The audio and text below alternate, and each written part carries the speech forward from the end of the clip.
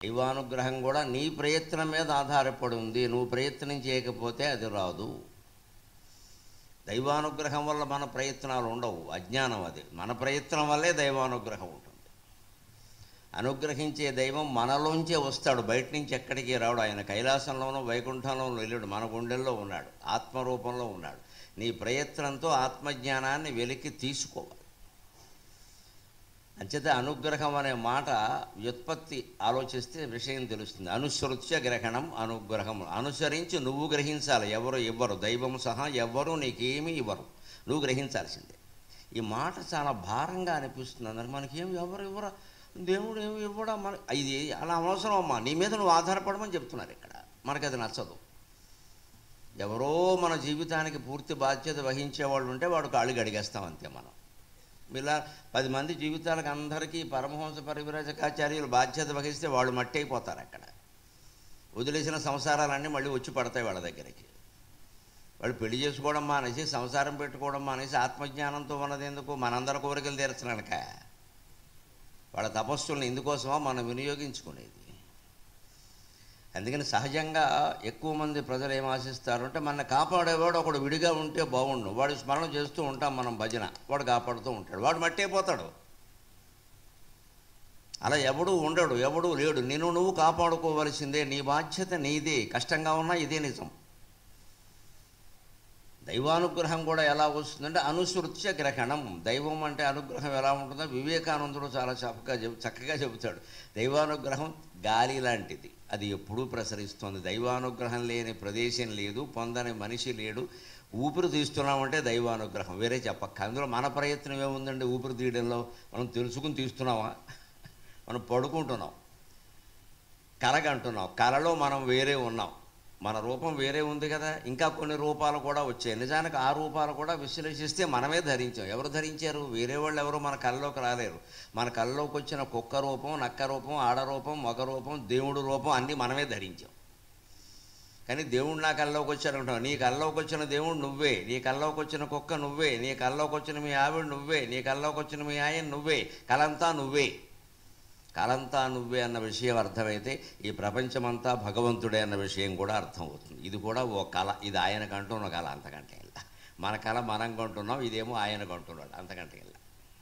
అప్పుడు జీవితం అంతా తేలిగ్గా ఉంటుంది. ఇదొక స్వప్నం, ఇదొక మాయ అని తెలిసాక నువ్వు దేనికోసం అంత తాపత్రయపడతావు? జరిగింది ఏదో జరుగుతుంది, జరగకపోతే మానేస్తుంది, ఇంకోలా జరుగుతుంది. దేనికైనా మనస్సును సిద్ధపరచుకోవడమే యోగ వాసిష్టం. ఇది ఎలా జరగాలి అని కోరుకుంటే రోగవాసిష్టం, రోగాల పాలవుతాం. ఎందుకు కోరుకుంటున్నావు అసలు? నీ ఇష్టం వచ్చినట్టు జరుగుతుందా? అంటే దైవానుగ్రహం అంటే ఏమిటో వివేకానందుడు చెబుతాడు. అది గాలి లాంటి దయ, సర్వే సర్వత్రా వ్యాపించి ఉంది. అది ఒకళ్ళకి రావడం ఒకళ్ళకి రాకపోవడం లేదు. కానీ నువ్వు తెరచాపెత్తాలి కదా అన్నాడు ఆయన. పడవ నదిలో వెడుతూ ఉంటే గాలి వీస్తోంది, తెరచాపెత్తాలి కదా. తెరచాపెత్తకుండా గాలి ఎలా పనిచేస్తుందండి? తెరచాప సమయంలో, గాలి అనుకూలంగా వీచే సమయంలో తెరచాప పైకెత్తితే ఈ గాలి కారణంగా ఆ తెరచాప ఉన్న పడవ కాస్త వేగంగా ముందుకెడుతుంది, మిగిలిన పడవలు వెనకాలే ఉంటాయి. అంచేత ఎప్పుడూ వీస్తున్న గాలికి మన ప్రయత్నం అనే తెరచాప ఎత్తడమే యోగవాసిష్టం. మన ప్రయత్నం చేయవలసింది. అందుకే నేను ఇప్పుడు మా అమ్మ ప్రార్థనలో కూడా ఒక మాట చెబుతున్నా. అమ్మా, అందరూ ఏదో కాస్త అవధానం చేయగానే 1000 పద్యాలు ధారణ చేసి అప్పగించగానే, కాగితం ముక్క లేకుండా మాట్లాడుతూ ఉండగానే అంత సరస్వతి కటాక్షం, సరస్వతి కటాక్షం, సరస్వతి ఉపాసన అనేస్తున్నారమ్మా. నాకు అవే తెలియవు నిజానికి. నమ్మరిదేల మీరు నలినాసను రాణి ఉపాస్య వీనికంసు అమ్మ వచింపబోనెదరకా సరివారలు పెద్దవారలు కమ్మని పల్కు దేవతనుగాంచడి నిష్ఠయలేదు, కమ్మని పల్కు దేవతనుగాంచడి నిష్ఠయలేదు.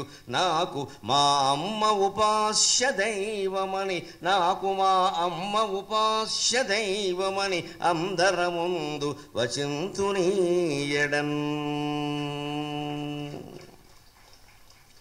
మా అమ్మ వెంకటరమణమ్మ అనే ప్రాణికి సేవ చేయడం తప్పితే నాకు వేరే ఉపాసన ఏమీ లేదు. నన్ను నమ్మండి, నాకెవరూ మంత్రోపదేశాలు చేయలేదు. అవధానాల్లో కానీ ఆధ్యాత్మిక విద్యలో కానీ నాకు గురువులు లేరు. సరిగ్గా ఇంకో మాట కూడా చెబుతా, నాకు శిష్యులు కూడా లేరు ఎవరు. నేను ఎవరికి గురువును కాదు, ఎవరికి శిష్యుడు కాదు. గరికపాటి వారు మా గురువు అంటే అది మీ ఇష్టం, నేను బాధ్యత వహించను. నేను నీ గురువు అని చెప్పేసి నువ్వు చిట్ ఫండ్ కంపెనీ పెడితే కుదరదు ఇక్కడ. ఇదే లోకంలో జరిగే వేషాలు. ఆయన మా గురువు గారండి, ఆయన పెట్టమన్నాడండి అని వైన్ షాప్ పెడతాడు ఈ విధవ. దానికి నా పేరు ఎడతాడు గరికపాటి వైన్స్ అని. చచ్చిపోవాలి నేను ఇక్కడ. అందుకే మొహమాటం లేకుండా చాలా సభలో చెబుతున్నాను, నాకెవరూ గురువులు లేరు. అవధాన విద్యలో కానీ ఆధ్యాత్మిక విద్యలో కానీ ఇది పూర్తిగా స్వయం కృషి. మీరు గర్వం అనుకున్నా మంచిది, ఏం పర్వాలేదు, ఇది స్వయం కృషి. నేనే పుస్తకాలు చదువుకున్నా, నేనే తిప్పలు పడ్డా. ఆధ్యాత్మ విద్య కూడా అంతే, నేనే పుస్తకాలు చదువుకున్నాను. శంకరాచార్యని, వివేకానందుని నమ్ముకున్నాను, వారి సాహిత్యం అంతా చదివాను. అదే ప్రతిభ వేళ వ్యక్తం అవుతుంది. ఎంతకంటే నాకు అధ్యాత్మ విద్య విషయంలో ఇద్దరు మహాగురువులు ఎవరంటే శంకరాచార్య ఒకరు, వివేకానందులు ఒకరు. అది కూడా వారి పుస్తకాల ద్వారా, వారిని నేను చూశానా, పెట్టాను. మీరు చదువుకుంటే మీకు అలాగే జ్ఞానం వస్తుంది, అనుమానం ఏం లేదు ఇందులో. అది గ్రహించుకోవడమే మనం. నమ్మరిదేల మీరు నలినాశను రాణి ఉపాస్య వీనికంచు అమ్ము వసింపబోనె దెరక సరివారలు పెద్దవారలు కమ్మని పల్కు దేవతనుగాంచడి నిష్ఠయలేదు నాకు మా అమ్మ ఉపాస్య దైవమని అందర ముందు వచింతునీయడన్. అనేక అనుగ్రహాలు కలగడంతో పాటుగా దివ్య జ్ఞానాన్ని కూడా అనుగ్రహించేది ఏది అంటే మాతాపితృ సేవ అని సమస్త గ్రంథాలు చెప్పాయి. మీ తల్లిదండ్రులకి మీరు సేవ చేయండి చాలు, మీకు తెలియనివన్నీ తెలుస్తాయి, జరగనివన్నీ జరుగుతాయి, అన్నీ శుభాలే జరుగుతాయి, అనుమానం ఎలా. ధర్మవ్యాధుడు చాలా సామాన్య పరిజ్ఞానంతో ఉన్న కిరాత కులానికి చెందినవాడు. అరణ్య పర్వంలో వస్తుంది భారతంలో కథ. ఇప్పుడు అరణ్య పర్వంలో విశేషాలు చెబుతున్నారట కదా, అందులో ఉంటుంది ఖచ్చితంగా. అరణ్య పర్వంలో ధర్మవ్యాధుల కథ చాలా ప్రధానం, చివరిలో వస్తుంది. ఆయన కిరాత కులానికి చెందినవాడు.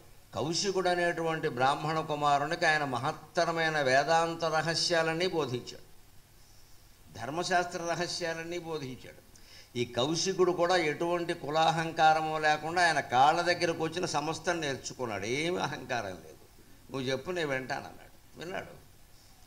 అయ్యాక ఆయనకు ఆశ్చర్యమో ఓ ప్రశ్న వేశాడు, నువ్వు కిరాత కులంలో పుట్టావు, ఏదో పక్షి మాంసమో ఇంకో పంది మాంసమో అమ్ముకుని బతుకుతావు, నీకింత జ్ఞానం ఎలా వచ్చింది తా చూపిస్తా అన్నాడు ఆయన. నీకింత జ్ఞానం ఎలా వచ్చింది తా చూపిస్తాను, రావయ్యా, చెప్పడం ఎందుకు అన్నాడు. లోపలికి తీసుకెడితే ఆ రోజుల్లో మాంసం వర్తకుడు కూడా కోటీశ్వరుడే. నా దేశ సౌభాగ్యం అటువంటిది, నా దేశ సౌభాగ్యం అటువంటిది. అన్ని వృత్తుల వాళ్ళు కోటీశ్వరులే. హరిశ్చంద్ర నాటకం చూస్తే మీకు అర్థమవుతుంది. హరిశ్చంద్రుడు భార్య నమ్మస్తే కొన్నటువంటి పౌరోహిత్యం చేసుకునే బ్రాహ్మణుడి ఆస్తి ఎంత ఉంది అంటే, ఈ దంతావళంబుపై నొక్కండు పైకి ఎంతగా దవ్వుగా రత్నంబు విసురునో, ఏనుగు మీద నిలబడి ఒకడు రత్నాన్ని విసిరితే అది ఎంత ఎత్తు ఎగురుతుందో అంత ఎత్తు ధనరాశి ఇస్తే నా భార్యని ఇస్తాను అంటే తక్షణం ఇచ్చేసి రసీదు రాయించుకున్నాడు ఆయన. పౌరోహిత్యం కాబట్టి ఉంది అనొద్దు. హరిశ్చంద్రుడు తాను స్వయంగా అమ్ముడుపోయాడు కాటికాపరగా. వీరబాహుడు అనేటువంటి ఆయన, ఈయనకి వీరదాసు అని పేరు పెట్టాడు. ఆయనకి ఎంత చెబుతున్నామంటే మళ్ళీ అదే ధర చెప్పాడు. దంతావళంబుపై బలవంతుండొక్కండు నిలిచి పైకెంతటి దవ్వుగా రతనంబు విసురునో అంతటి అర్థంబునో సగి అతనుగొనుమా అన్నాడు. హరిశ్చంద్రుడు ధర అదే. భార్యకో రేటు, భర్తకో రేటు ఉంటుందా? అమ్మకం వచ్చాక అన్నీ ఒకటే రేటు. కాటికాపర కూడా అంత డబ్బు ఇచ్చుకున్నాడు. ఇది మాయా మహిమ కాదండి. ఆ రోజుల్లో మనం మామూలు వృత్తులు అనుకునే వాళ్ళందరూ కోటీశ్వరులుగా ఉండేవాళ్ళు. భక్త కన్నప్ప కథలో ఉంటుంది, కాళహస్తి మహత్యంలో రాస్తాడు దుర్జటి. పట్టు చీరలు గల్గు భాగ్యంబు గలిగియు పరుటాకులు గట్ట భారమనరు అంటాడు. ఆ కన్నప్ప తల్లికి వాళ్ళ తల్లిదండ్రులందరికీ కూడా పట్టు చీరలు కట్టుకునేటువంటి భాగ్యం ఉన్నప్పటికీ వాళ్ళు ఆకులే కట్టుకుంటారు. ఎందుకంటే మా వృత్తికి తగిన డ్రెస్ ఇదేనయ్యా అని చెప్తారు. మేము వేటాడాలి, అడవుల్లో తిరగాలి, పట్టు చీరలు కట్టుకుని 7 వారాలు నగలు పెట్టుకుంటే పెట్టెగిరిపోతుంటే బాణమే పడేస్తాడు ఇక్కడ. అది కుదరదు కదా. పట్టు చీర కట్టుకుని నగలు పెట్టుకుని బండి మీద వెళ్ళను చూస్తాను నేను. సాధ్యమేనా? బండి మీద వెళ్ళాలంటే పంజాబీ డ్రెస్ ఉండాలి, జీన్స్ ప్యాంట్ అయినా ఉండాలి, తప్పదు. ఏం చేస్తావు? ఆ పని అటువంటిది. పూర్వం వెళ్ళేవారు కాదంటే పట్టు చీరలు కట్టేవారు, వాళ్ళకి ఆ బండి అవసరం కూడా లేదు. ఈ తేడాలన్నీ ఉంటాయి కదా. అందుకని వాళ్ళకి భాగ్యం ఉంది లేదనడానికి లేదండి. కన్నప్ప కథలో కన్నప్ప తండ్రి ధర్మవ్యాధుడు, అలాగే కాటికాపరగా హరిశ్చంద్రుడిని కొన్నవాడు, ఆ హరిశ్చంద్రుడు భార్య చంద్రమతీదేవిని కొన్న పురోహితుడు, అందరూ కోటీశ్వరులే. కానీ వాళ్ళెవ్వరికీ కోటీశ్వరులవనే గర్వం లేదు, వాళ్ళ కులవృత్తి మానలేదు. అది భారతీయత, అది భారతీయత.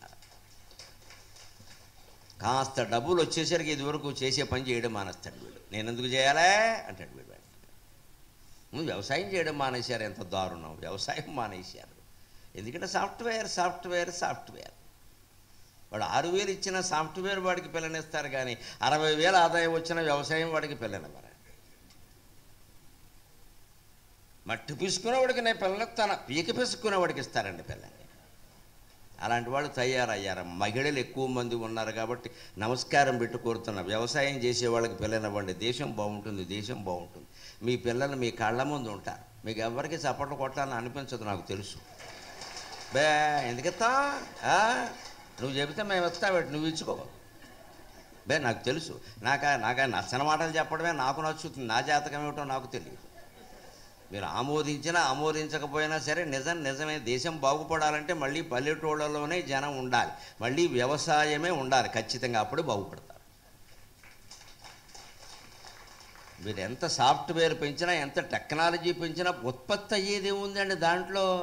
మీరు ఎంతసేపు పంపిణీ చేస్తున్నారు. ఇక్కడ పండిన పంట ఒకటి ఉంటే ఆ పంట ఎవడికి అమ్మాలి, ఎంతకు అమ్మాలి, ఎక్కడికి పంపాలి, ఇదంతా మీరు సాఫ్ట్వేర్లో తేలుస్తారు. కానీ పంటను ఏమైనా పండిస్తారా? కంప్యూటర్లో నుంచి ఉంచానా? వంకాయ వచ్చిందా, టమోటా వచ్చిందా బయటికి? మరి ఆ వంకాయలు టమోటాలు అన్నీ వచ్చేటువంటి పంట చేలు మనం వదిలేసి వాళ్ళకి పెళ్ళిళ్ళు అవ్వకుండా పోతుంటే, వాళ్ళకి ఆదాయం లేకుండా పోతుంటే, ప్రతి వాళ్ళు గొడవర్రవాడేమో కంకిపాడు పోతాడు, కంకిపాడు వాడేమో విజయవాడ పోతాడు, విజయవాడ వాడు హైదరాబాద్ పోతాడు, హైదరాబాద్ వాడు అమెరికాకి పోతాడు, అమెరికా నుంచి స్వర్గానికి పోతాడు. అక్కడ కాల్చేస్తున్నారు అందరినీ. నేను అబద్ధం వల్ల అమెరికా నుంచి స్వర్గానికి పోతాడు, కాల్చేస్తున్నారు అందరినీ. అక్కడ 6 నెలల్లో 675 మందిని కాల్చేశారండి ఇప్పటికి, అంతా ఇండియన్స్. గత సంవత్సరం కూడా కాదు, ఈ ఏడాది 2024 సర్వే జనవరి నుంచి ఆగస్టు, ఇవాళ నేను మాట్లాడుతున్న ఆగస్టు 3వ తేదీలోగా 670 మందిని చంపేశారమ్మా అమెరికాలో. అంతా యువకులే, అంతా యువతులే, అందున యువకులే ఎక్కువ, అంతా ఇండియన్సే. కక్షగట్టి చంపేస్తున్నారు. దయచేసి జాగ్రత్త పడండి. విదేశాలకి పిల్లల్ని పంపకండి, విదేశాల్లో ఉన్న వాళ్ళకి పిల్లల్ని ఇవ్వకండి. అది అప్పుడు మన దేశం బాగుపడుతుంది ఖచ్చితంగా. మేము ఇయ్యమని చెప్పండి. అట్టి పీసుకునేవాడికి పిల్లనివ్వనని ప్రతిజ్ఞ చేయడం కాదు. భారతదేశంలో ఉంటే పిల్లనివ్వను అని ప్రతిజ్ఞ చేయండి అమ్మా. బ్రహ్మాండంగా ఉంటుంది దేశం అంతా. ఎక్కడో అక్కడ, ఇక్కడే ఉండాల్సిందే, ఈ దేశంలో ఉండాల్సిందే. కనీసం ఇక్కడ ఉంటే పిల్లలను చూసుకుందుకు 15 నెలలు కాకపోయినా 2 నెలలకైనా ఓసారి మనమైనా పెడతాం, వాళ్ళైనా వస్తారు. అమెరికాలో ఉంటే ఎక్కడి నుంచి వస్తారండి? ఇలాగా మనం ఆలోచిస్తే కులవృత్తులు ఎంత గొప్పవి. ఆ కులవృత్తులన్నింటినీ మనం గౌరవించుకోవాలి. వాళ్ళందరూ కోటీశ్వరులు. అందుకే ధర్మవ్యాధుడు ఏమన్నాడు అంటే, రా చూపిస్తానన్నాడు. కింద బంగారపు ఉయ్యాల మీద కూర్చున్నారు ఆయన తల్లి తండ్రి. పాదపీఠం కూడా బంగారమే. ఒక కిరాతుడు ఇంట్లో ఐశ్వర్యం అది. పాదపీఠం కూడా బంగారమే. శుభ్రంగా ఆవిడకి 80 ఏళ్ళు, ఆయనకి 85 ఏళ్ళు. భోజనం చేసి ఉన్నారు. ఆవిడ తమలపాకులు చుట్టి చిలకలు చుట్టి వేళ్ళకి చుట్టి ఆయనకు నోట్లో పెడుతుంది. ఆయన తమలపాకులు కొరకడం మానేసి ఆవిడ వేలు కొరుకుతున్నాడు. అది సరదా.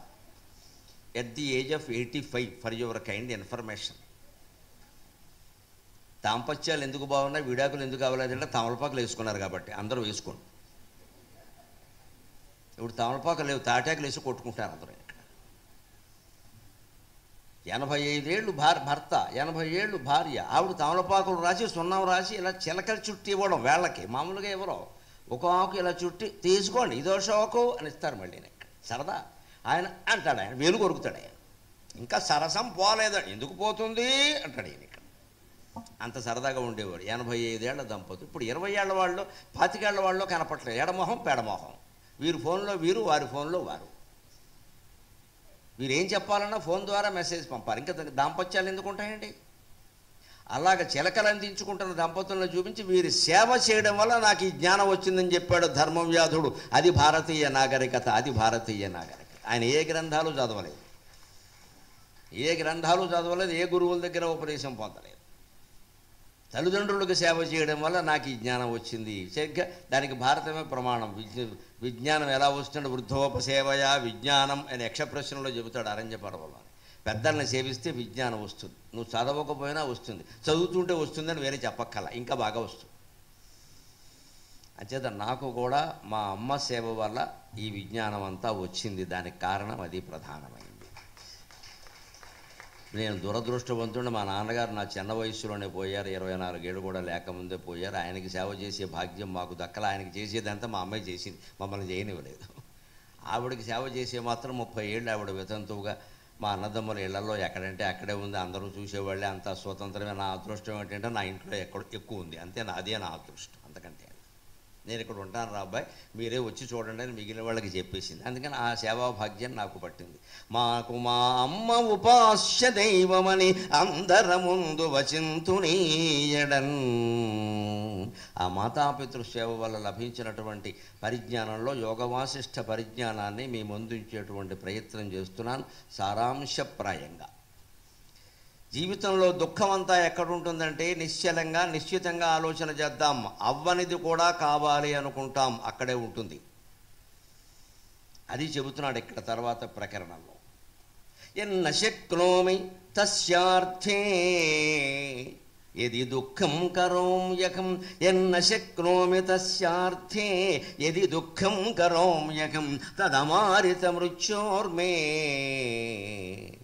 తదమారిత మృత్యోర్మే యుక్తం ప్రత్యఘరోదనం.